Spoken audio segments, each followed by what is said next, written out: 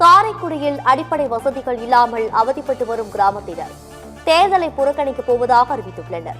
சிவகங்கை மாவட்டம் காரைக்குடி தாலுகா மித்ராவயல் பஞ்சாயத்திற்குட்பட்ட ஆவணம் எனும் கிராமத்தில் 70க்கும் மேற்பட்ட குடும்பத்தினர் வசித்து வருகின்றனர். இங்கு பல ஆண்டுகளுக்கு முன்பு அமைக்கப்பட்ட சாலை தற்போது முற்றிலுமாக சேதமடைந்து காணப்படுகிறது.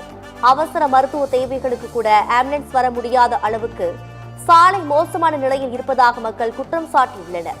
சாலை வசதி கோரி பல்வேறு துறை அதிகாரிகள் மற்றும் மாவட்ட நிர்வாகத்திற்கு தொடர்ந்து புகார் மனுக்கள் அளித்தும் எந்த நடவடிக்கையும் எடுக்கப்படவில்லை என வேதனை தெரிவித்துள்ளனர்.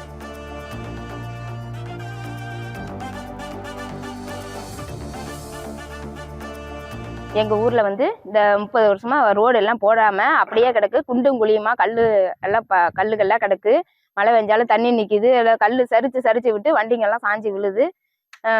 கர்ப்பிணி பெண்கள், குழந்தைகள் யாருமே அதுல போக முடியல. வயசானவங்களாம் அதுல சும்மா கூட கால்நடையா கூட நடந்து போக முடியாது. அந்த சூழ்நிலை இருக்கு.